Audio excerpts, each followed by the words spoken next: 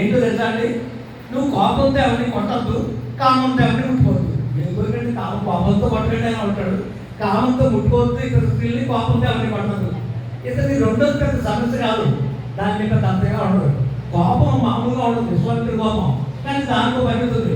నేను ఎవరి జోగాను, నా గురి ఏంటంటే ఎవరి జోగాను, ఎవడైనా నా జోగతాన్ని వదిలిపెట్టే ప్రసక్తే లేదు.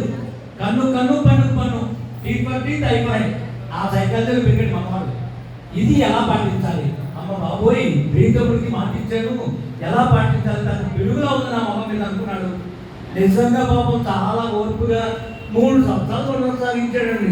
ఇదివరకు ఈ పాటి పెళ్లి కొట్టేవాడు, ఎవరైనా అక్కలేని మాటలు మాట్లాడతా ఇన్సల్ట్ చేసినా 3 సంవత్సరాలు దాటి ఒక రోజు ఒక వ్యక్తితో నేర్పిస్తున్నాడండి. అవధులు దాటిపోయి శృతి మించాడంటే ఇంకా బాబా ఆజ్ఞ పాటిందా అక్కడ ఇవన్నీ పక్కన పెట్టేసి అతను గుండె నిండా వచ్చిన ఖచ్చితంగా మొహం మీద ఒక ఇచ్చాడండి. ఒకేసారి నాకు అయిపోయింది, ఎవరి మంది చేయించాడండి కొట్టేశాడు. బాబా అంటే ఉల్లంఘించాడు. బాబా ఏమన్నా కోపంతో పట్టద్దు, కామంతో ముట్టుకోవద్దు.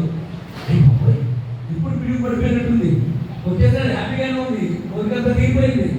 బాబా ఏమన్నారు, పట్టద్దు కోపం ఉంటాడు. ప్రీతముడు నాకు ఎన్ని సహకారాలు ఇచ్చాడు, నా జీవితాన్ని ఎలా కాపాడుతున్నాడు. ఆయన ఒక మాట పాటించలేదని ఏడుమోహం పెట్టాడు, బెంకమోహం పెట్టాడు, ఇక దిక్కులేనాడు అయిపోయాడు.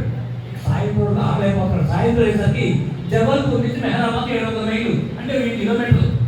నేను వెళ్ళిపోవాలి, బాబా దగ్గర సమర్పణ చేసుకోవాలి అని గమపరిచాను. ఆ బ్యాగ్లో బట్టలు పెట్టుకుని ఏ ట్రైన్ ఉంటే జనరల్ కంపార్ట్మెంట్లో వెళ్ళిపోయి మెహరాబాద్ ఇచ్చాడు 24 గంటల్లో. ఆ సాయంత్రం రాత్రికి ఇచ్చాడు. మన్నాడు పొద్దుడికి బాబా దగ్గరికి అంత పూర్ణాలు ఉంటాడు గురుప్రసాద్లో.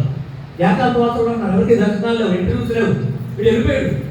వెళ్ళిపోయి పూర్ణ స్టేషన్ దగ్గర ధర్మశాల